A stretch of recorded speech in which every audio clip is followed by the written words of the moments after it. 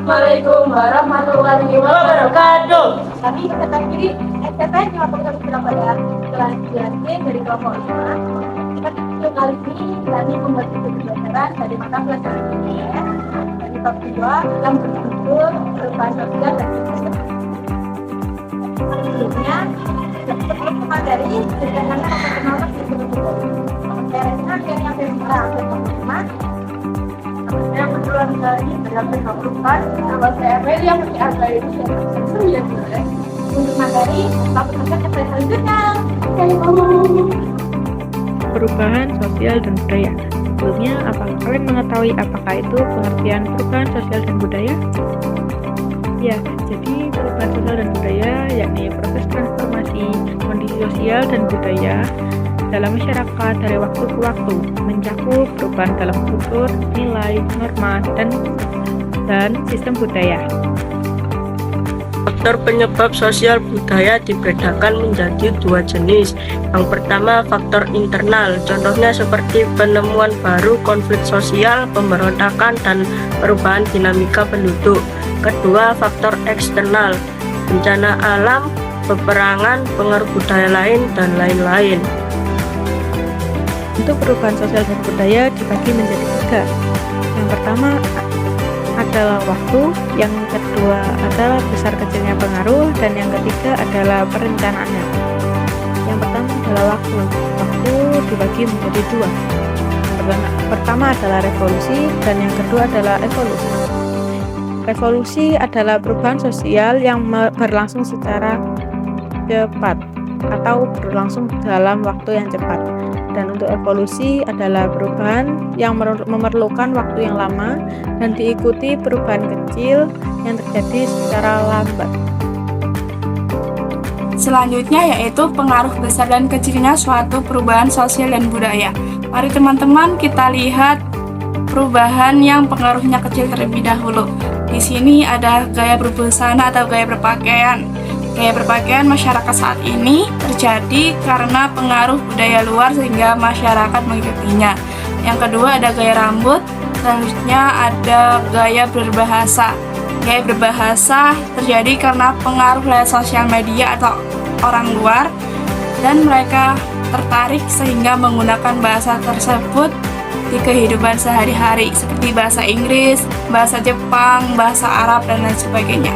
Kemudian kita lihat perubahan yang pengaruhnya besar. Di sini ada industrialisasi, yaitu proses mekanisasi di mana produksi barang mulai memanfaatkan mesin seperti pertanian, peternakan, logistik, dan transportasi. Yang kedua ada perubahan nilai dan norma. Adalah perencanaan. Perencanaan dibagi menjadi dua. Yang pertama itu direncanakan. Direncanakan adalah perubahan yang diinginkan oleh masyarakat. Contohnya, penerapan buku sekolah elektronik dan pembangunan jalan, pembangunan rumah sakit, dan lain-lain. Yang kedua adalah tidak direncanakan. Adalah perubahan yang terjadi di luar jangkauan pengawasan masyarakat. Contohnya, bencana alam, kerusakan ekosistem, penerapan traktor dalam pertanian.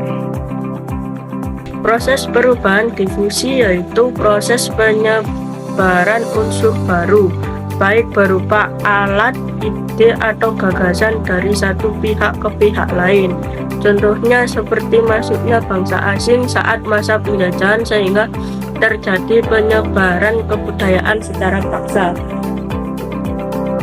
Akulturasi adalah proses sosial yang terjadi ketika kelompok manusia dengan latar belakang budaya yang berbeda saling berinteraksi dan bercampur, sehingga menghasilkan pola budaya baru yang berbeda dari sebelumnya. Asimilasi adalah proses sosial yang terjadi ketika kelompok-kelompok etnis atau ras yang berbeda melebur menjadi satu kesatuan budaya tunggal melalui adopsi nilai-nilai, norma, dan kebiasaan. Milenarisme adalah gerakan sosial keagamaan yang meyakini akan adanya zaman baru yang lebih baik yang akan datang dengan dalam waktu dekat.